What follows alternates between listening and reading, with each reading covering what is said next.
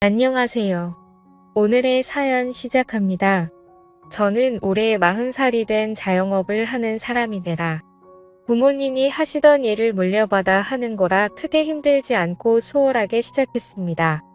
부모님이 하시다가 제가 넘겨받으면서 젊은 층들도 많이 올 수 있도록 리모델링을 하고 나서 매출이 더 오르고 잘 돼서 프랜차이즈도 여러 군데 내고 그랬습니다. 그래서 남들보다는 편하게 사업을 성공했고 금전적 여유의 단맛도 보고 있었어요. 이렇게 여유있고 풍족한 삶을 살고 있지만 남들에게 말 못할 사연이 있어서 글을 적어봅니다. 저는 사업 확장을 하느라 정신이 없었고 아무래도 제 돈을 보고 다가오는 여자들이 많았어서 여자에 대한 불신이 가득해지고 아직 미혼으로 지내고 있습니다. 그런 제가 하필이면 친구놈의 아내와 사랑을 하게 되었습니다. 저는 아무래도 어릴 때부터 부모님이 가게를 하셨기 때문에 학교 일과를 마치면 부모님 가게에 가서 도와드리기 바빴고 친구들이랑 놀 여유가 없었습니다. 그러다 보니 자연스레 친구들과는 거리가 생겼고 그런 저를 놀리고 따돌리는 무리도 생겼습니다. 그 속에서도 저를 챙겨주고 같이 지내준 몇몇 친구놈들이 있는데 그 친구들 덕분에 무사히 학교 생활을 하고 졸업을 했습니다. 그래서 딱히 동창회라든지 이런 곳에 참여를 하지 않았어요. 뭐 동창회 한다고 저한테 연락 오는 사람도 없었고요. 친구들이랑 오랜만에 술 한잔하면서 얘기를 하다가 친구 한 놈이 동창회 얘기를 하더라고요. 이번 주말에 동창회 또 한다던데 이번에는 같이 나가자고요. 됐어, 내가 나가서 뭐 하냐, 친한 애들도 없고 누군지도 다 못 알아볼 텐데. 야, 너 이렇게 성공해서 잘 살고 있는데 한번 뽐내러 나가야지. 너 이렇게 잘 사는 거 보면 아주 다들 너한테 들러붙어서 친한 척 할걸. 그리고 이번에 수희도 나온다는데 안 갈 거야. 너 수희 엄청 좋아했잖아. 아직도 술 취하면 종종 얘기 꺼내는 게 수희잖아. 잘 나가는 사장님 소리 듣고 사는데 성공한 모습 보여줘야지. 진짜 수희 나온대. 모임에 잘 안 나온다더니 웬일이래? 저는 친구의 말에 가고 싶지 않았던 동창회에 가야겠다고 생각했습니다. 제가 어릴 때부터 짝사랑하던 여자였어요. 용기도 없었고 그래서 고백 한번 못 해보고 계속 멀리서만 바라보다가 이사를 가서 소식을 통할 수가 없었는데 동창회에 나온다고 하니 가슴이 두근대더군요. 그리고 동창회에 나가서 몇십 년 만에 보는 동창들을 알아보기란 쉽지 않았습니다. 이들끼리는 종종 모임을 하며 만나왔던 터라 자기들끼리 신나게 술을 마시면서 얘기를 하고 있더라고요. 저는 저랑 친했던 친구놈들 옆으로 가서 앉았고 주위를 둘러봤습니다. 주위를 둘러보니 그래도 선명하게 기억이 나는 얼굴들이 있었습니다. 제가 짝사랑했던 그녀 얼굴이 보이더라고요. 여전히 아름다웠습니다. 옛날이 생각하면서 마음이 요동쳤어요. 그리고 또 한 놈은 저를 괴롭히던 무리 중 주동했던 놈이었습니다. 여전히 뺀질거리는 면상이 보기가 싫더라고요. 그놈도 저를 쳐다보면서 눈이 마주쳤고 반갑게 웃으면서 인사를 건네더라고요. 야, 너 용선이지? 이게 얼마만이냐? 너 요즘 되게 잘 나간다는 소식은 들었다. 출세했네. 축하한다. 별로 반갑지도 않으면서 친한 척 인사를 건네는 게 정말 역겨웠습니다. 오랜만이네. 저는 짧게 인사를 마무리했고 그냥 친구 놈들이랑 술을 마셨습니다. 한창 동창회는 술판이 벌어지며 물이 익어갔고 다들 점점 술에 취해갔습니다. 근데 아까 그놈이 다시 저한테 와서 말을 건네더라고요. 야, 용선아. 너 아직 내가 옛날에 괴롭히고 그랬던 거 마음에 담아두고 있는 거냐? 미안하다. 내가 너무 철이 없었어. 나도 후회가 많이 되더라. 근데 미안해서 연락을 할 수가 없었다. 알잖냐. 나 형편 안 좋았던 거. 근데 너는 부모님 가게 하시면서 돈도 많이 버시고 너도 맨날 좋은 옷 입고 다니고 잘 사는 게 배 아팠어. 어린 마음에 그러면 안 되는데 내 열등감이 너를 괴롭히는 걸로 표출됐다. 이제라도 미안하다고 얘기한다고 달라질 건 없겠지만 미안하다는 말은 꼭 하고 싶었다.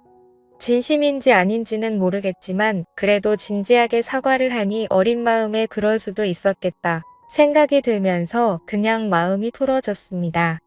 그래서 저는 괜찮으니까 너무 신경 쓰지 말라고 이야기를 해줬어요. 그렇게 동창회가 끝이 났고 저는 짝사랑하던 그녀에게 역시나 말 한마디 제대로 못 걸어보고 왔습니다. 동창회 이후로 그 친구놈이 저한테 자주 연락을 하더라고요.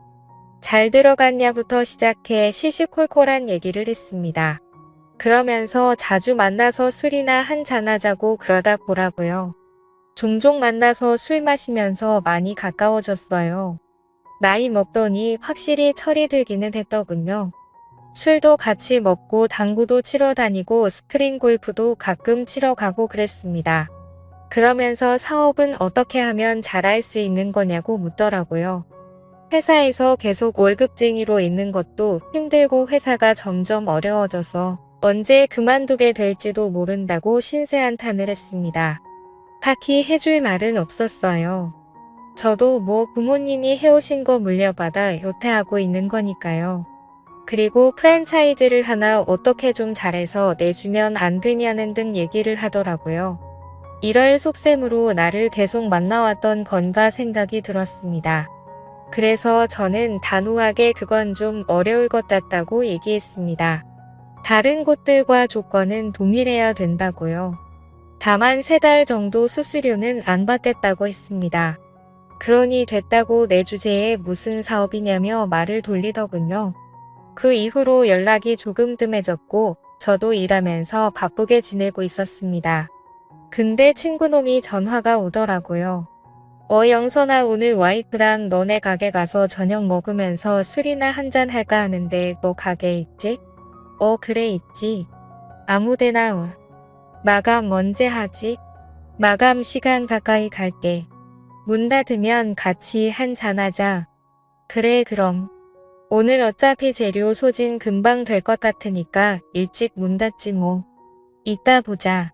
와이프 데리고 온다길래 식사 메뉴도 조금 더 신경 써서 준비를 해뒀습니다. 평소보다 2시간 정도 마감을 일찍 했어요. 주말이라 손님이 많았고 준비한 재료가 친구 부부한테 제접할 재료를 제외하고는 다른 때보다 빠르게 소진되었습니다. 친구가 와이프를 데리고 왔습니다. 안녕하세요. 처음 뵙겠습니다. 한철이 친구 이영선이라고 합니다. 네, 안녕하세요. 이 사람이 맛있다고 칭찬을 엄청 하더라고요. 내가 홍보 엄청 한다. 매출 오르면 내 덕인 줄 알아? 그래, 고맙다. 이쪽으로 앉아 음식 준비해 줄게. 음식을 준비해 술과 함께 내왔습니다. 와, 진짜 맛있네요. 맛있게 드셔주셔서 감사해요. 친구놈은 안 어울리게 착하고 청순해 보이는 와이프를 얻었더군요. 처음 봤을 때 제 첫사랑이랑 이미지가 비슷해서 그런지 마음에 훅 들어왔습니다. 제 이상형에 가까웠어요.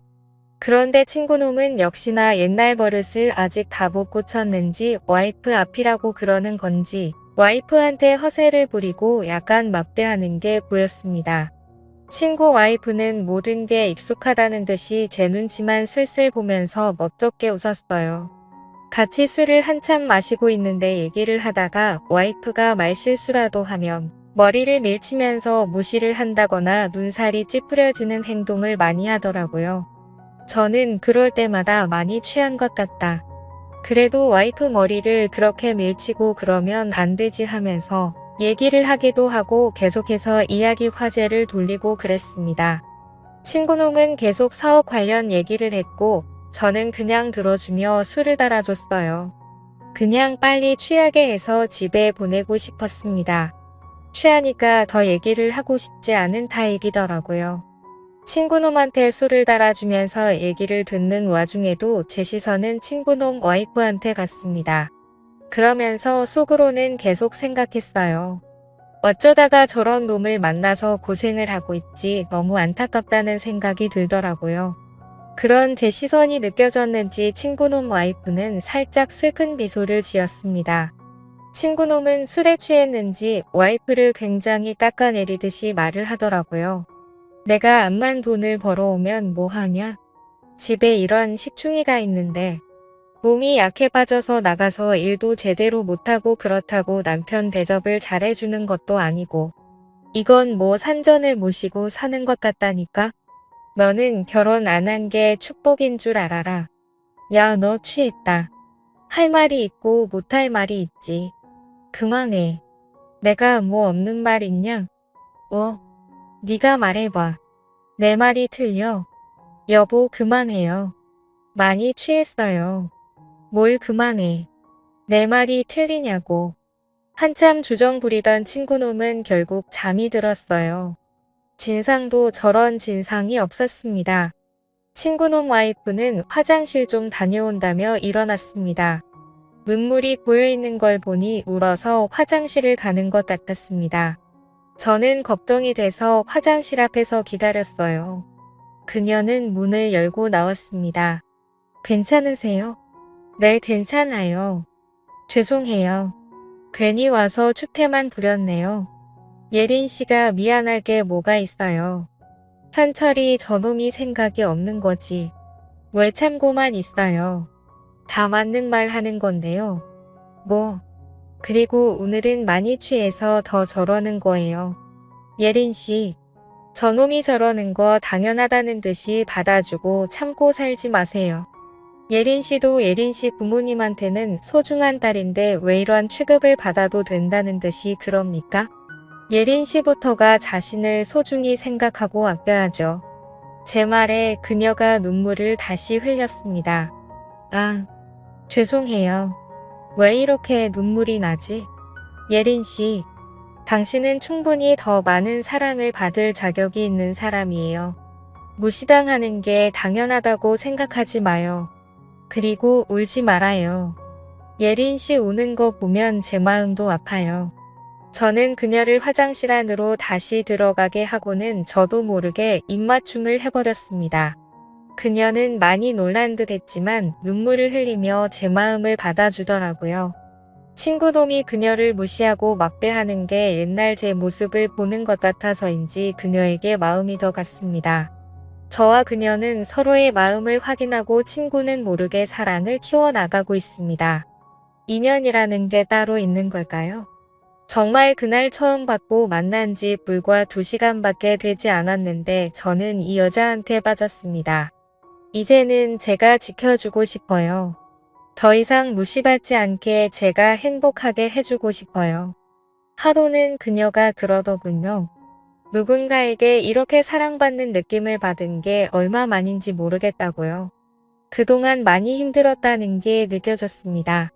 제 바람은 하루빨리 친구와 이혼을 하고 그녀가 제게 왔으면 하는데 잘하고 있는 거겠죠? 더 이상 친구놈 옆에 있는 그녀를 보기가 힘이 듭니다. 오늘의 사연 여기까지입니다. 오늘도 시청해주셔서 감사합니다.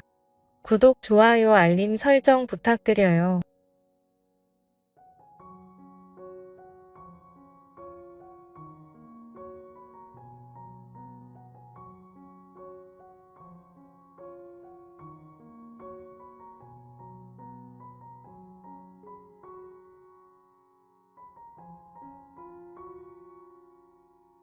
안녕하세요.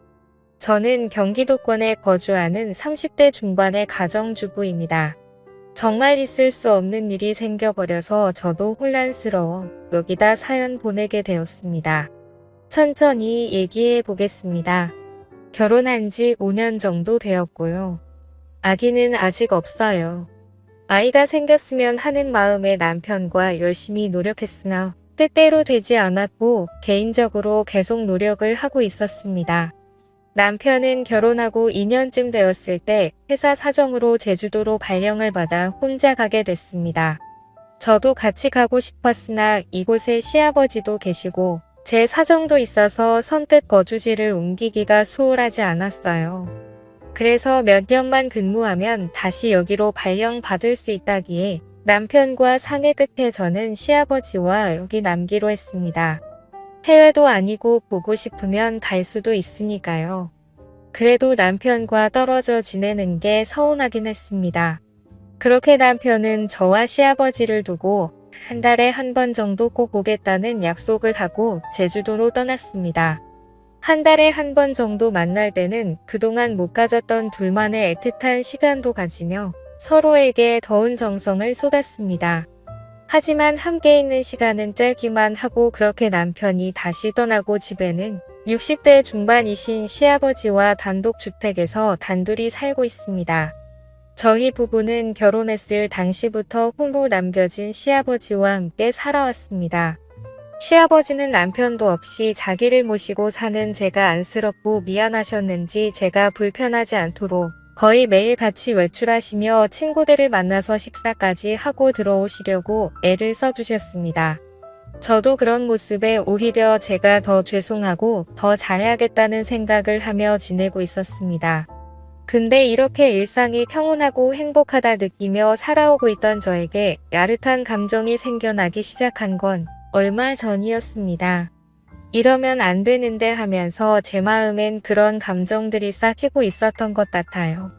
이렇게 된 이유는 저도 모르게 홀로 계신 시아버지가 불쌍하다는 생각도 들었기 때문이 아니었을까 싶은데요. 아니면 한창 신혼의 단꿈에 푹 빠져 있어야 될 새댁이 남편도 없는 집에서 시아버지 수발되며 독수공방인 저의 처지가 불쌍하다고 느꼈던 걸까요? 요즘 들어 제가 부엌에서 일을 하고 있으면 시아버지께서 갑자기 제 등기로 자주 다가와서는 우리 며느리 고생한다며 우리 며느리가 제일 예쁘다는 칭찬과 더불어 가끔 제 어깨나 등을 토닥여주는 등의 미니한 스킨십을 해주시는데 저도 그게 싫지 않았습니다. 평소 자상하신 시아버지시기 때문에 대수롭지 않게 생각을 하고 있었기도 했지만 그런데 저만의 착각이나 오해일 수도 있겠지만 저는 시간이 갈수록 점점 그 농도가 짙어지는 게 느껴졌습니다. 하루는 주말 오후에 집에서 간단히 점심을 해먹고 친구와 약속이 있어서 거실 청소를 얼른 해놓고 샤워를 하러 들어갔어요. 샤워를 다 하고 나오려는데 평상시엔 아버님이 계시니까 언제 마주칠지 몰라 항상 옷까지 다 갖춰 입고 나와야 했거든요. 근데 그 느낌 아시죠? 금방 샤워 마치면 옷이 몸에 달라붙고 촉촉한 느낌이 들잖아요. 아버님이 계시니까 어쩔 수 없는 불편함이었어요. 그날은 마침 아버님이 낮잠 주무시는 걸 보고 들어왔던 터라 간단히 입고 얼른 제 방으로 뛰어들어가면 될 것 같았어요. 그래서 옷을 입지 않은 채 약간 큰 티셔츠만을 입고 얼른 샤워실을 나오고 있었어요. 근데 혹시나 아버님이 깨실까 싶어 제 마음이 조급했는지 그만 샤워실을 나오자마자 쭉 미끄러져 버린 거예요. 제 발에 덜 닦인 물 때문에 미끄러져 넘어지고 만 거예요. 전 비명을 지르며 아파하고 있었고 제 소리에 깜짝 놀라서 계신 아버님이 달려오셨어요. 정말 봐선 안 될 광경을 보시고야 만 거죠. 정말 너무 황당하고 창피했는데 넘어지면서 허리에 충격이 갔는지 한동안 움직일 수 없었어서 아버님이 저를 부축해서 방으로 데려다 주셨어요.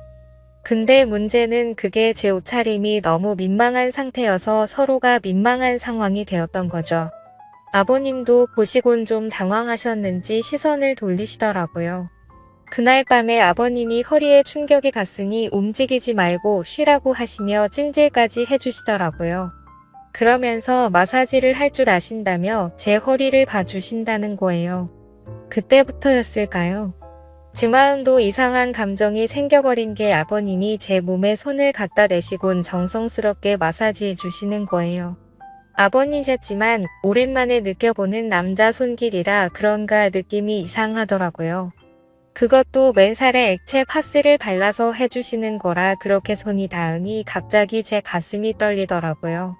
아버님도 뭔가 이상한 기류를 느끼신 건지 얼른 마사지를 끝내시고 쉬라며 아버님 방으로 서둘러 건너가시더라고요.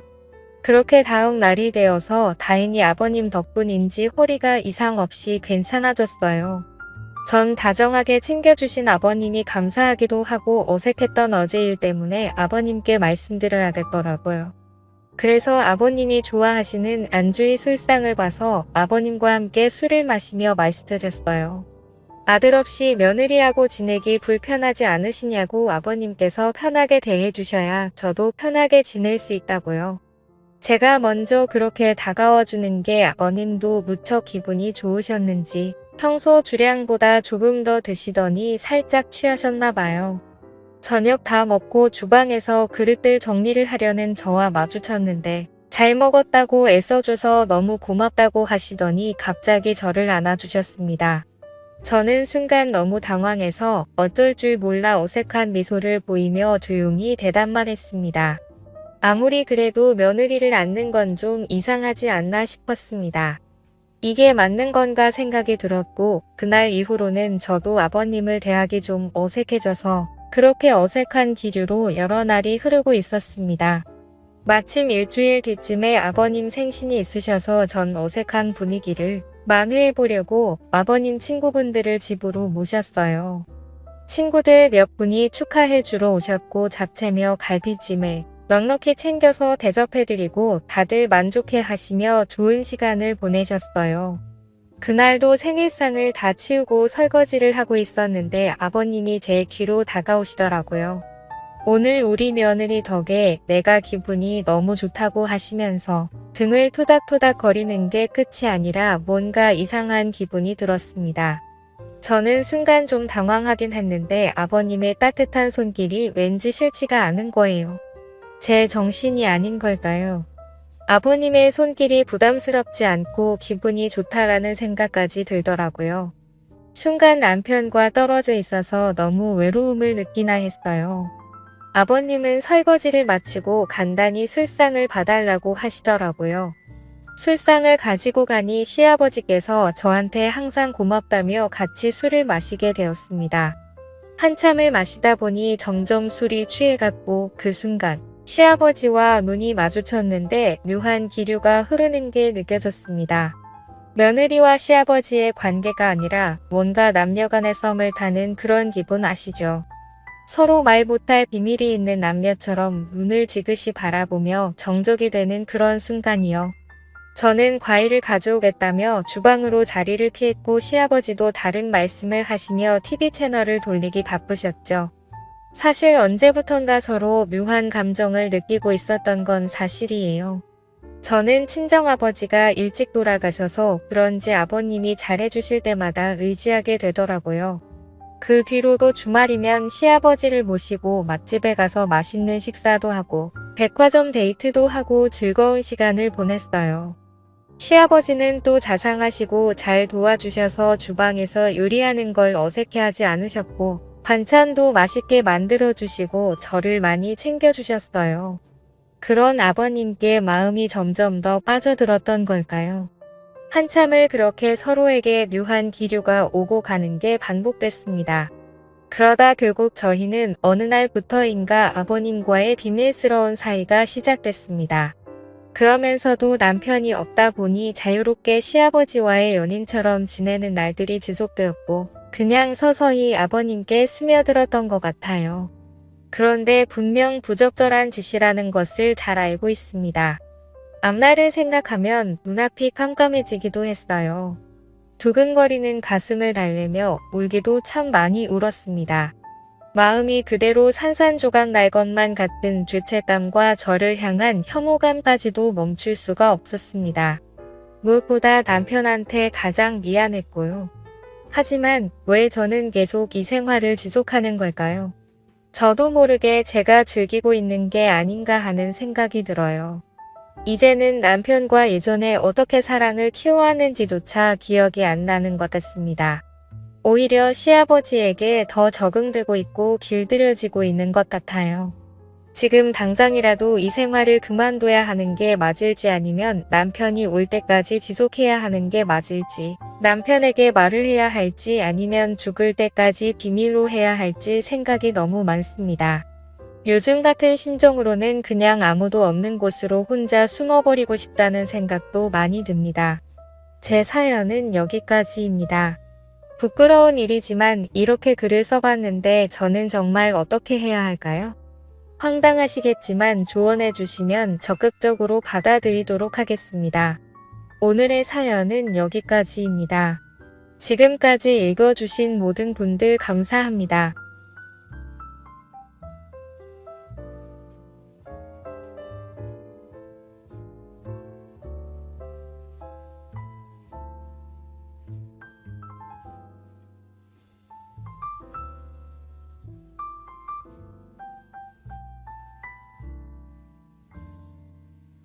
안녕하세요. 지금으로부터 10년 전쯤 지난 시절의 일입니다. 제가 원래는 서울에서만 쭉 살았었는데 당시에 개인적인 문제도 있고 해서 경기도 쪽에서 살게 된 적이 있었습니다. 그쪽이 약간 다문화 그런 쪽으로 유명한 곳이었어요. 그래서 처음에 이사를 갔을 때는 동네 구경을 한번 해보고 싶었습니다. 다문화 거리가 어떤 분위기인가 궁금하기도 하고 당시에 할 일도 딱히 없어서 산책겸해서 새벽바람에 한번 다녀온 적이 있었네요.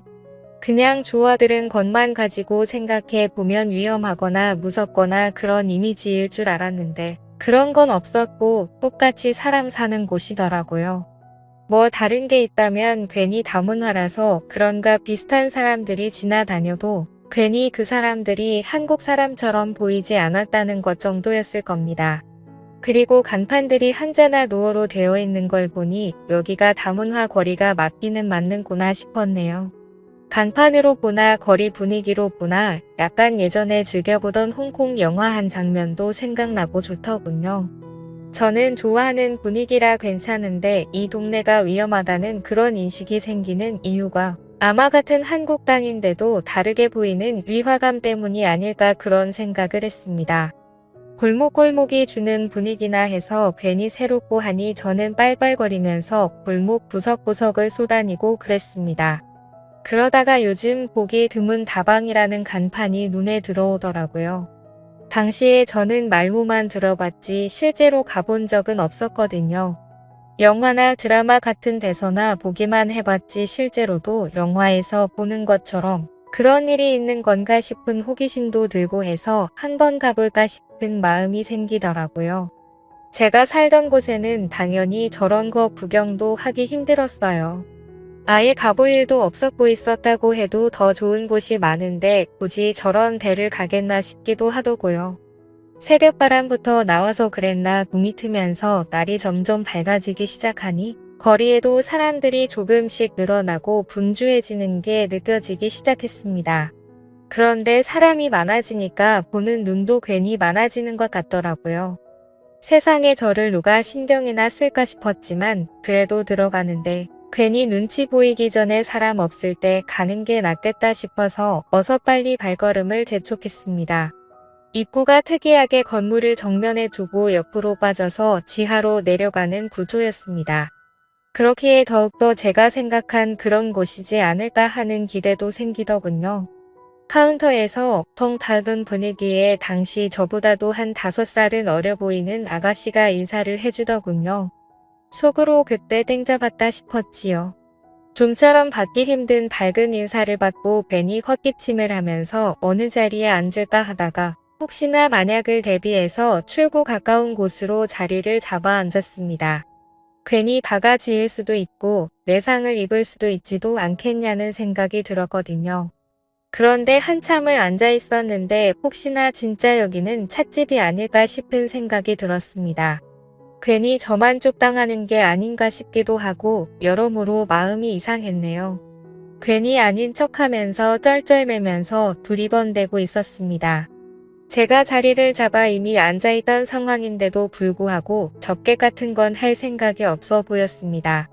인사는 세상에서 제일 밝게 해줘두면서 옆에 와서 앉는다든지 뭐 마실 건지 물어본다든지 그런 거 하나 없이 그냥 카운터에 기대서 앉아 가만히 화장만 계속 고치고 있는 겁니다. 헛기침을 하면서 눈치도 주고 했는데 그 아가씨는 계속 딴 곳만 보고 저는 신경도 안 쓰다가 저 뒤쪽에서 인기척이 들리더니 드디어 누가 나오더군요. 그런데 뒤에서 나온 사람은 나이가 좀 있어 보이는 그 당시 저에게는 저희 막내 이모보다 조금 어린 사람이었습니다.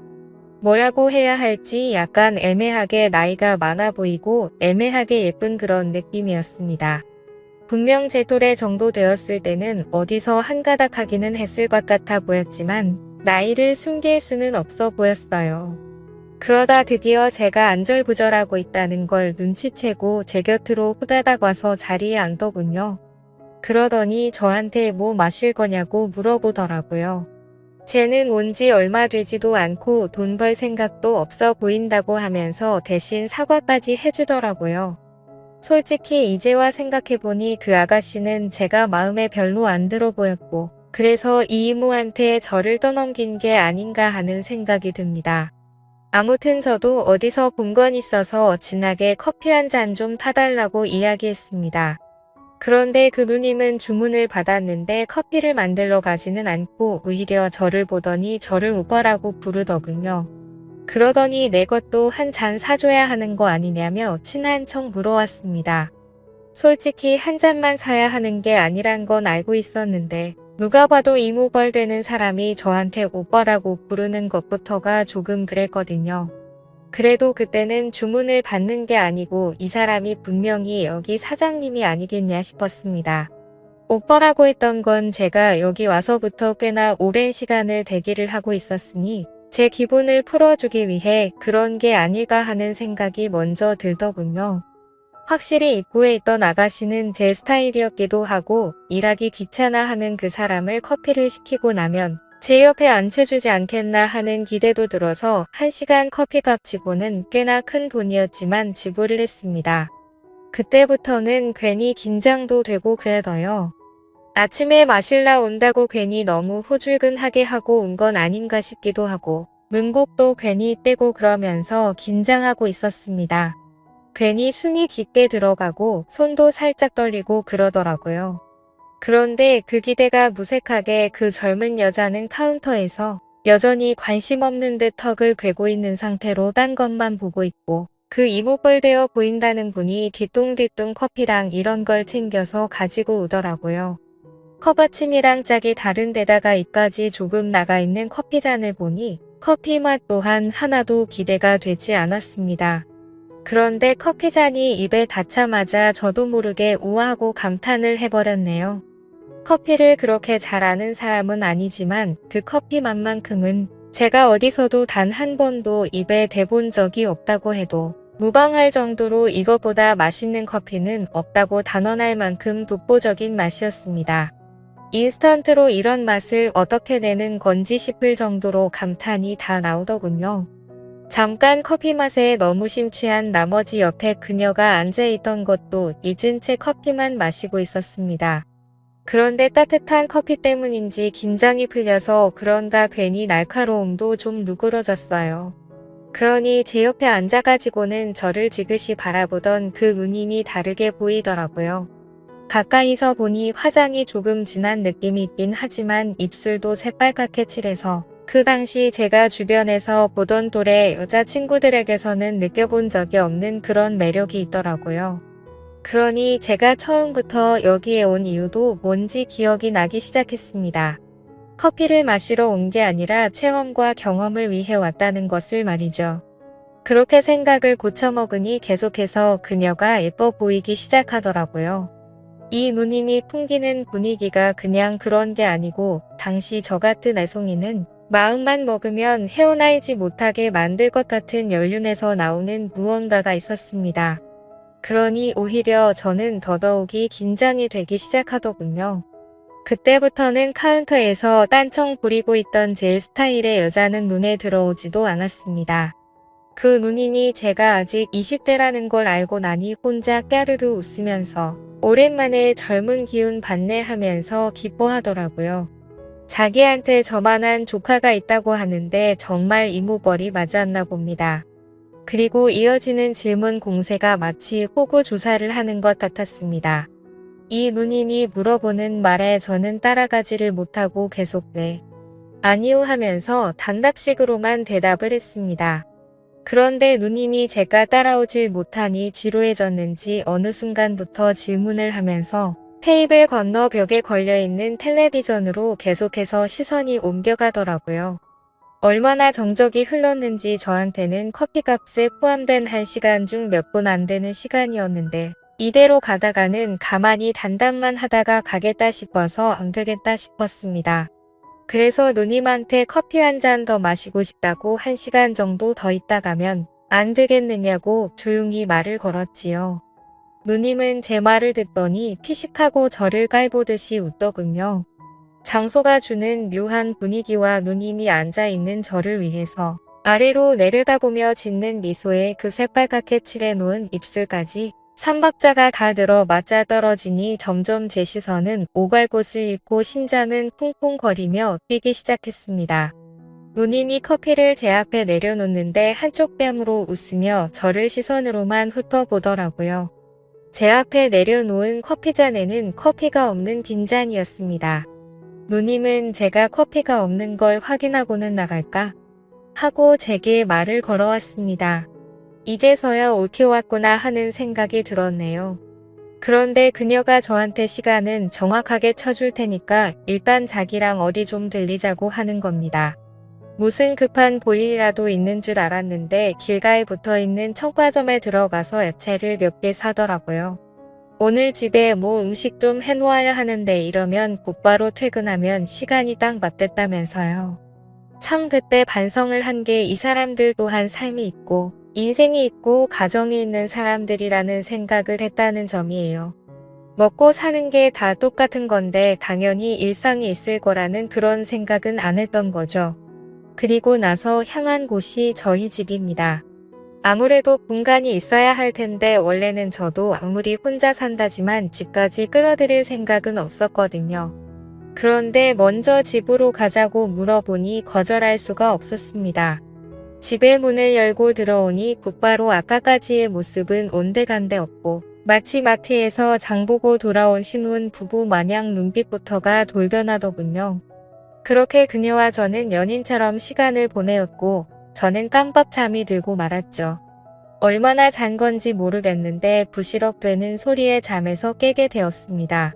그런데 당연히 돌아갔을 줄 알았던 그녀가 제 부엌에서 아까 전 사온 재료들을 가지고 음식을 하고 있답니다.